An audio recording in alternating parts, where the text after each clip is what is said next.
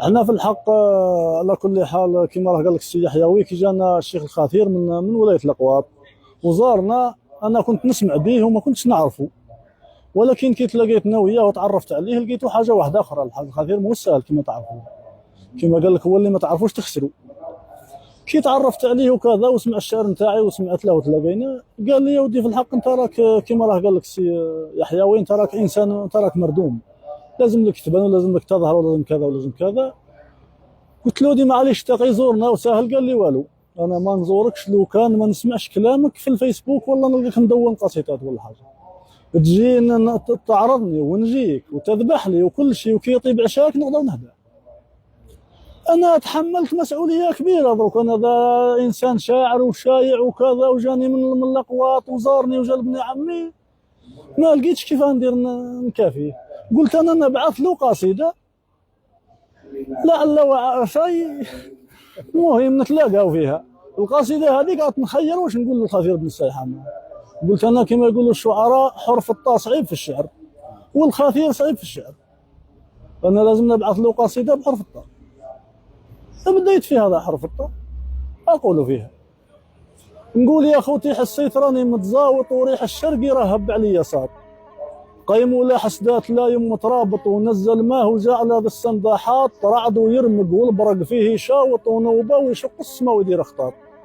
فيض وادي كان صافي وتخلط والعب خزو فوق ماه ودار زطاط، زاد عليا شوق حتى قلبي فط والعيش اللي كان طيب راه سماط،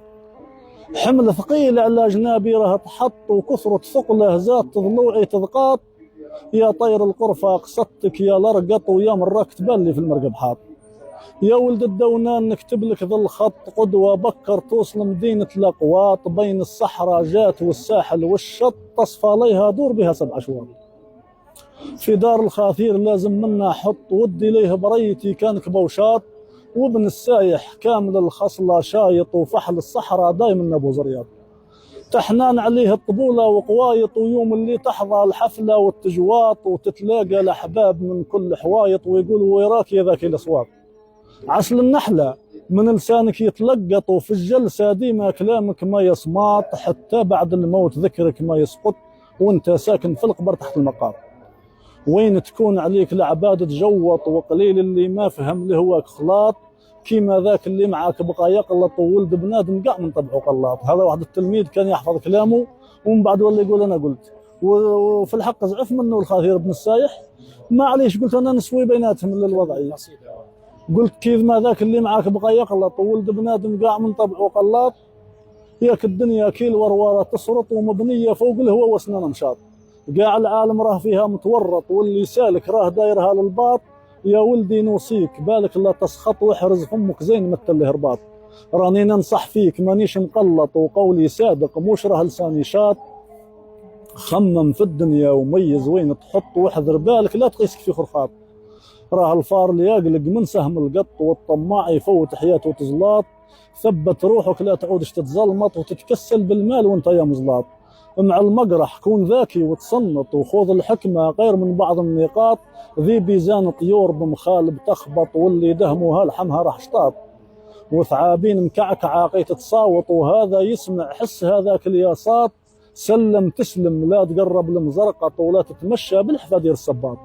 ونلقى ضرك على الخاثير نعيط ورد عليا يا ابن السايح العياط، وانت من بكري تتبع هذا الحط وتفصل الكلام كي صنع الخياط، وتسلح قاع الشيوخ اللي تنشط وهذا تهدي له كلاش ولا خرمات، وتفتح الازهار منك كي تلقط وكلامك معبور ما هو قيت القاط، ماني نشكر فيك ماني نتشرط واجب عني ليك نهدي ذو الالقاط، ذا تلميذك سامح ولا كان قلط ياك العاقل ما يحافيش القلاط، عفوا